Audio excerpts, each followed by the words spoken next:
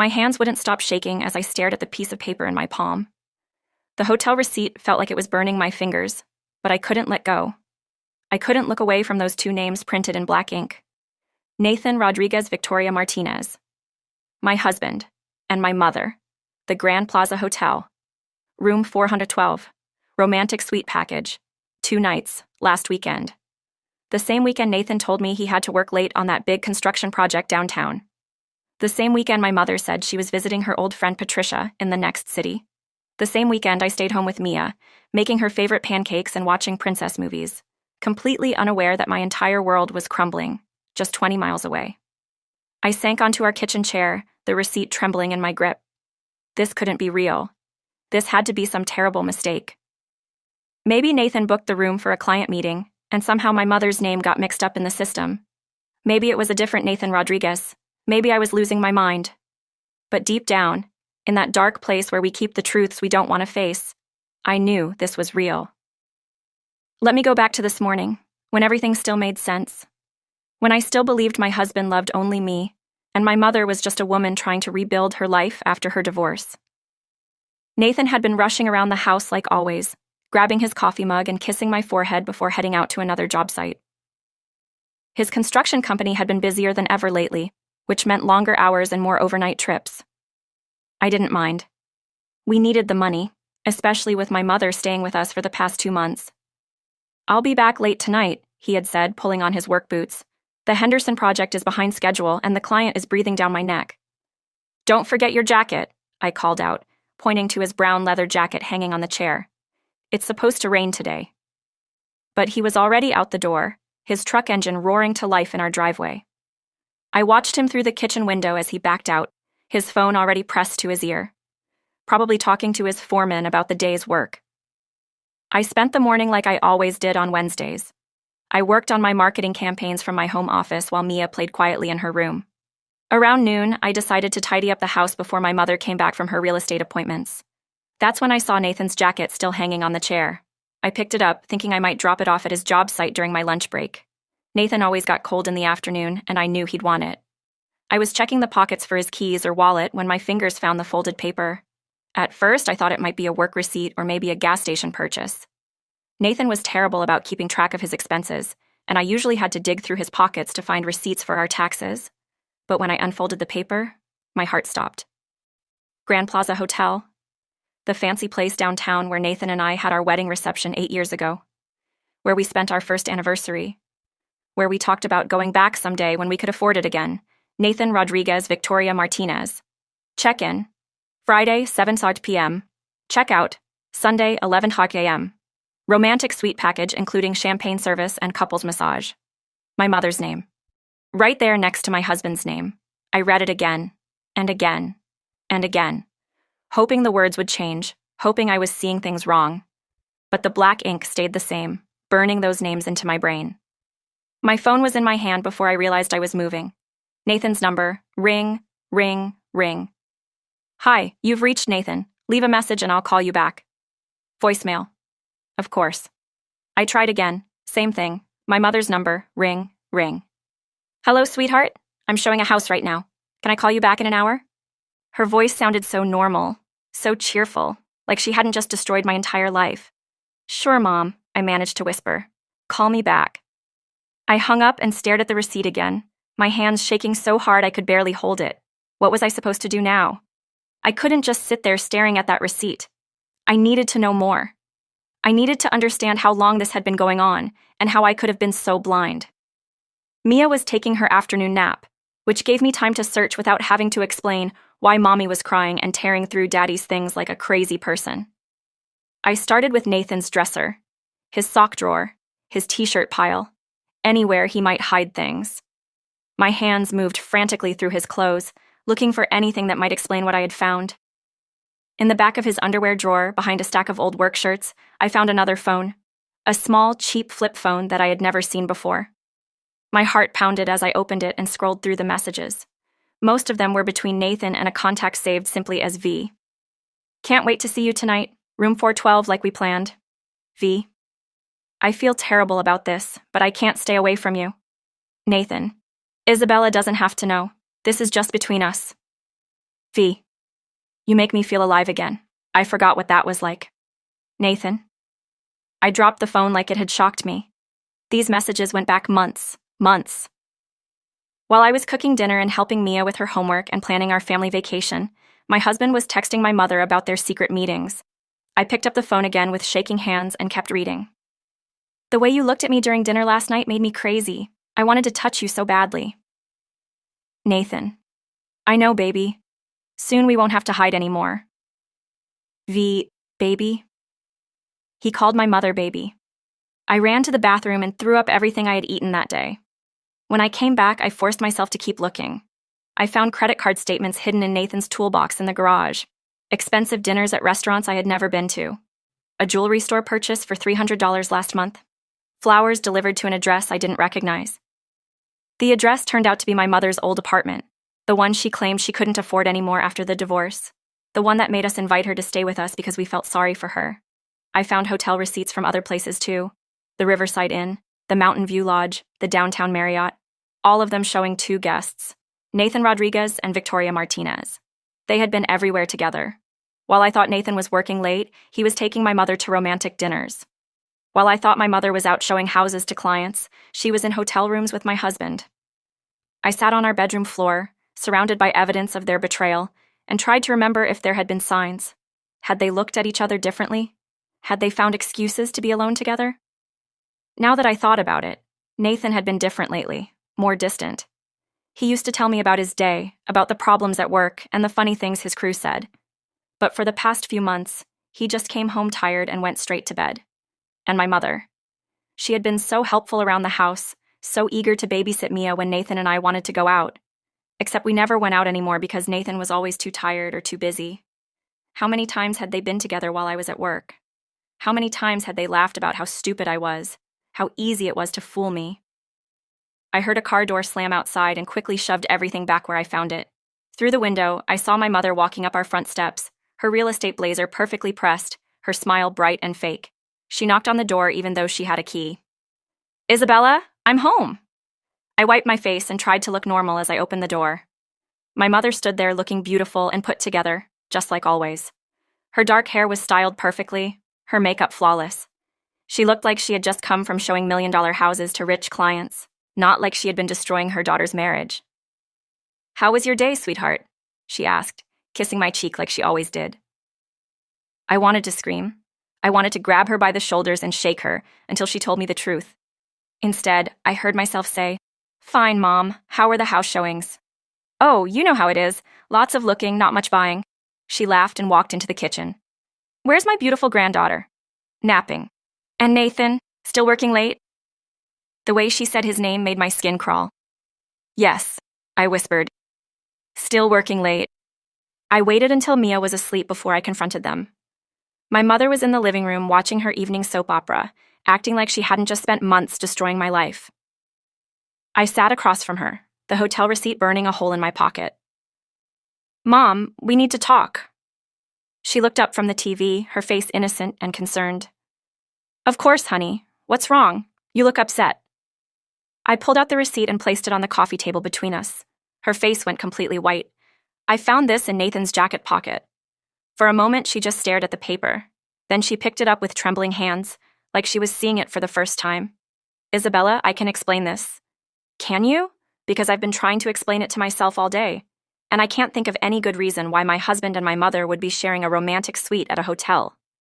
Tears started flowing down her cheeks.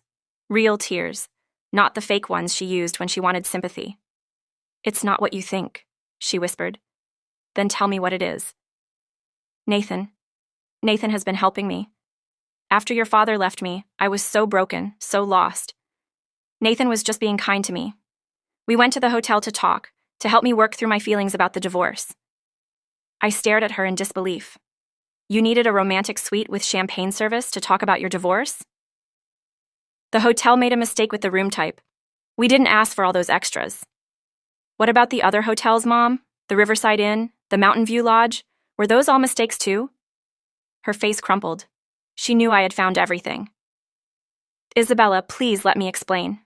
I'm listening. But before she could say another word, I heard Nathan's truck in the driveway. My mother's eyes went wide with panic. Please don't tell him you know, not yet. Let me talk to him first. No. I stood up and walked to the front door. We're doing this now.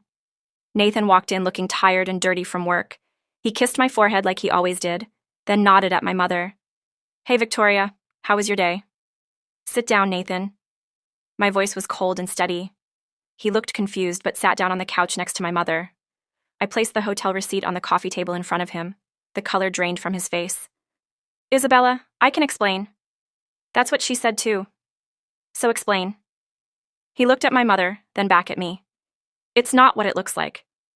It looks like my husband and my mother have been having an affair for months. It looks like you've been lying to me every single day. It looks like you've been taking her to romantic hotels while I stayed home with our daughter. We never meant for this to happen, Nathan said quietly. My mother grabbed his hand. Nathan, don't! Don't what? I screamed. Don't tell me the truth? Don't admit that you've been sleeping with my mother? Yes, Nathan shouted back. Yes, we've been together, but it's not what you think. Then what is it?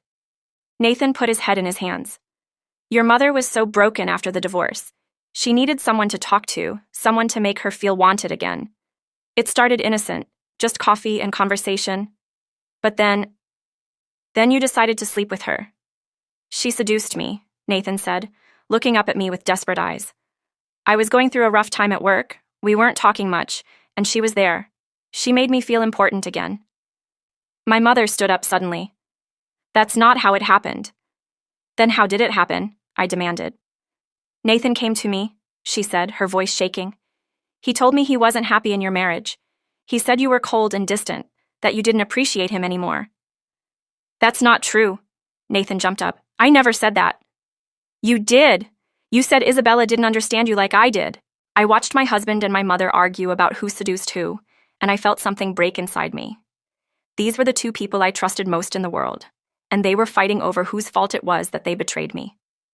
Get out, I whispered. They both stopped arguing and looked at me. Both of you, get out of my house, now.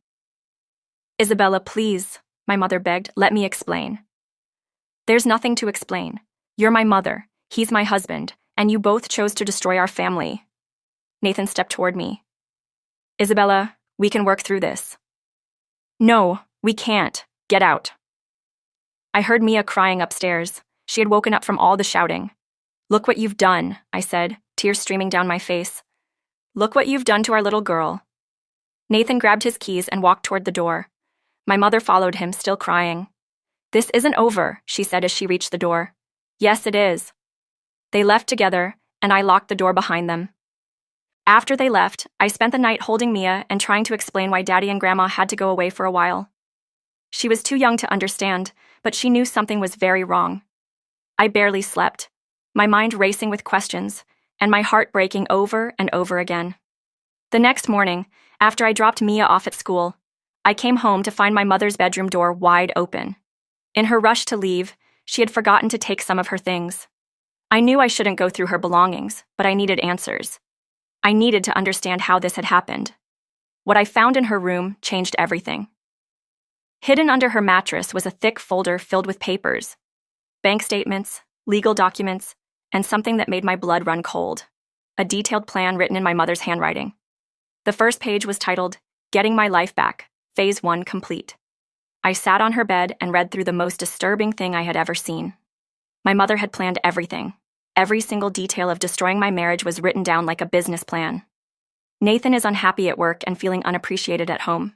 Isabella is too focused on her career and doesn't give him enough attention. This is my opportunity. She had been watching us, studying us, looking for weaknesses in our marriage like a predator hunting prey. The plan went back 6 months, starting right after she moved in with us. She had documented Nathan's work schedule, his moods, even the times when we argued. She knew exactly when he was most vulnerable. Phase 1. Build trust and emotional connection. Be the supportive woman Isabella isn't being. Listen to his problems. Make him feel understood. Phase 2. Create physical opportunities. Suggest late dinners to talk about his problems. Wear attractive clothes. Touch his arm when talking. Make him notice me as a woman, not just Isabella's mother.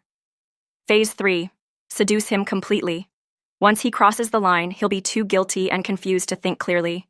Use his guilt to control him. My hands were shaking as I read her sick plan, but it got worse. Phase 4. Destroy the marriage from the inside. Make Nathan pull away from Isabella. Create distance between them. Make Isabella feel like she's losing him so she becomes desperate and clingy, which will push him further away. Phase 5. Take everything. Once Nathan leaves Isabella, I'll have him, the house, and access to Mia. Isabella will be alone and broken, just like I was when her father left me. At the bottom of the page, she had written, Isabella took everything from me when she was born. Her father loved her more than me. Now it's my turn to take everything from her. I dropped the papers and ran to the bathroom to throw up again. My own mother had planned to destroy my life because she was jealous of me, jealous of her own daughter. But there was more. I found medical records showing that my mother had been seeing a psychiatrist for months. The doctor's notes mentioned severe narcissistic personality disorder and dangerous obsession with daughter's life. There were prescriptions for anti-anxiety medication that she wasn't taking. Instead, she had been crushing up the pills and putting them in Nathan's coffee. I found the evidence in a small plastic bag hidden in her jewelry box. Crushed white pills and a note that said 2 pills in morning coffee makes him more emotional and easier to manipulate. She had been drugging my husband. I found Nathan's real phone number written on a piece of paper, along with notes about his work schedule and the times when he would be most receptive to comfort. She had been tracking him like a stalker. The worst part was a letter she had written but never sent. It was addressed to me. Dear Isabella, by the time you read this, Nathan will be mine, and you'll understand what it feels like to lose everything. You've always been Daddy's favorite, always been the perfect daughter, always had everything handed to you. Now you know how it feels to have your heart ripped out. Maybe next time you'll think twice before being so selfish and taking all the love for yourself. You deserve this pain. Love, Mom. I sat on her bed, surrounded by evidence of her hatred and manipulation, and realized that my mother was truly sick. This wasn't just an affair. This was a calculated attack on my entire life by someone who was supposed to love and protect me. My phone rang. It was Nathan. Isabella, we need to talk. There's something about your mother you need to know. Something terrible. I already know, I whispered, looking at the papers scattered around me. No, you don't. She's not who you think she is, and I think we're all in danger. Nathan's words sent ice through my veins. What do you mean we're in danger? I can't talk about this over the phone. Can I come over? Is Mia at school? Yes, but Nathan, I found her plans. I know what she did to you. I know about the drugs. There was silence on the other end. Then Nathan's voice, barely a whisper. She told you about the pills? No, I found them. Hidden in her room along with everything else. Nathan, she's been planning this for months. She wrote it all down. I'm coming over right now. Don't let anyone in the house until I get there. And Isabella, I'm so sorry for everything. 20 minutes later, Nathan was sitting at our kitchen table, looking like he hadn't slept in days. His eyes were red and his hands wouldn't stop shaking. I didn't know about the drugs until yesterday, he said. After we left here, your mother took me to a motel. She was acting strange, more controlling than usual. She kept making me coffee and getting angry when I didn't drink it fast enough. What happened? I started feeling weird, dizzy and confused, like my thoughts weren't my own. That's when I realized she had been doing something to me for months. All those times I felt foggy and couldn't think straight. All those times I made decisions that didn't make sense. She was drugging me. I reached across the table and touched his hand. Despite everything, seeing him like this broke my heart. When I confronted her about it, she completely changed. It was like watching someone take off a mask. She started laughing and told me everything. How she planned it all, how she hated you, how she was going to take everything away from you. What else did she say? Nathan's face went pale.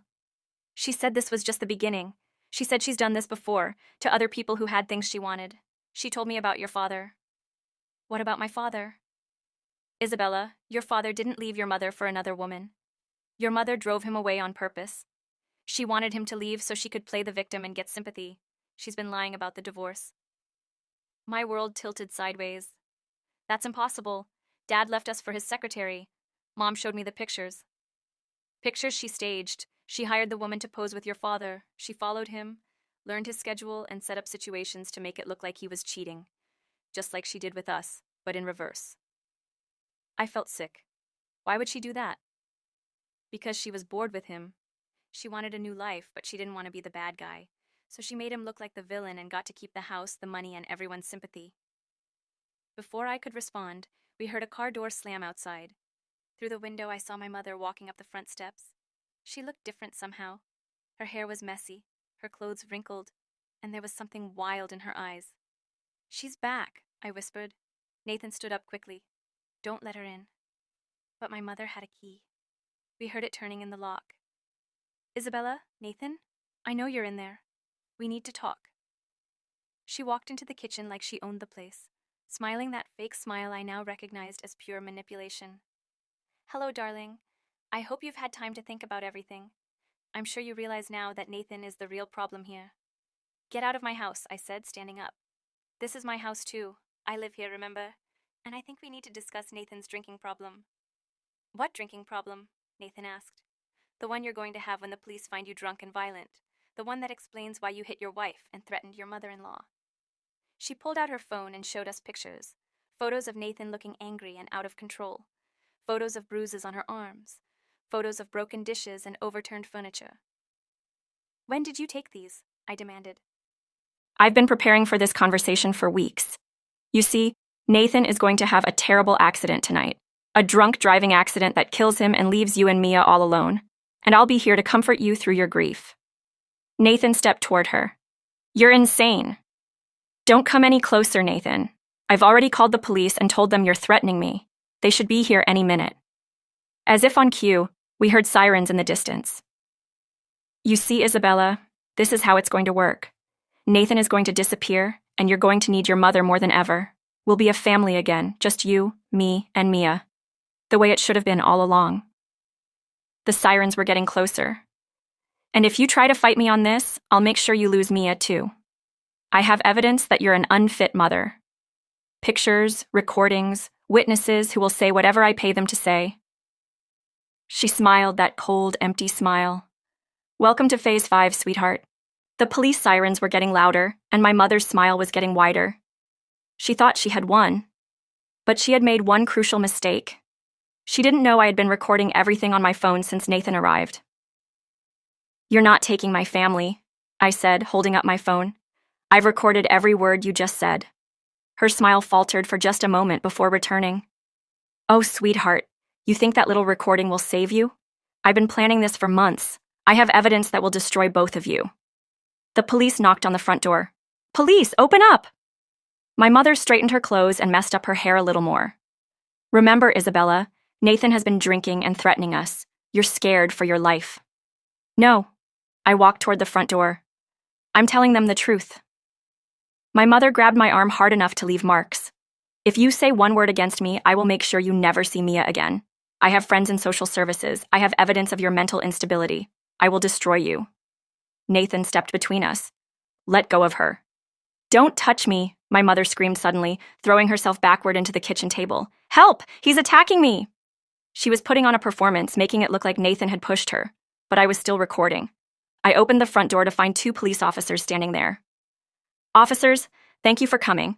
I need to report attempted fraud and conspiracy."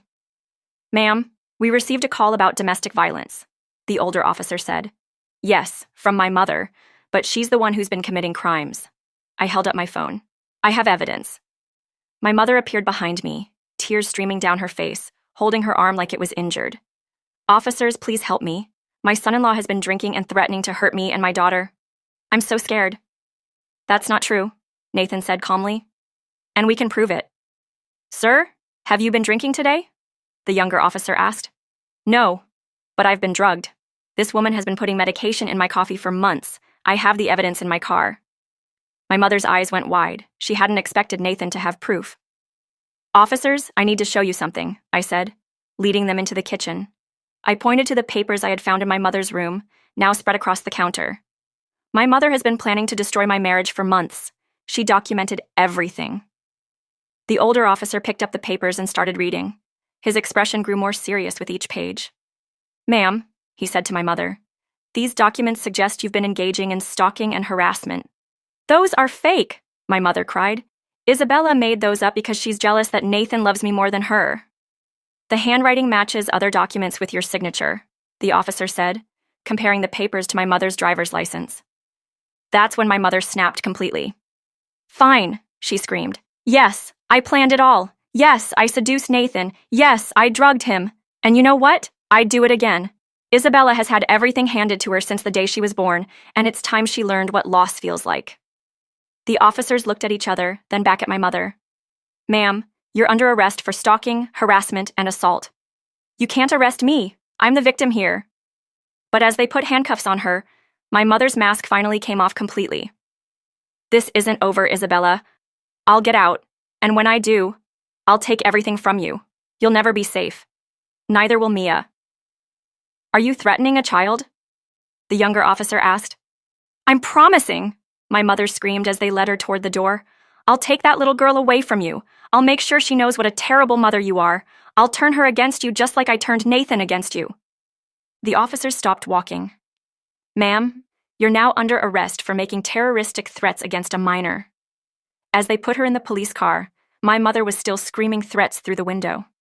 The neighbors had come out to watch, including Mrs. Patterson, who was shaking her head sadly. I've been watching that woman for weeks, Mrs. Patterson told the officers.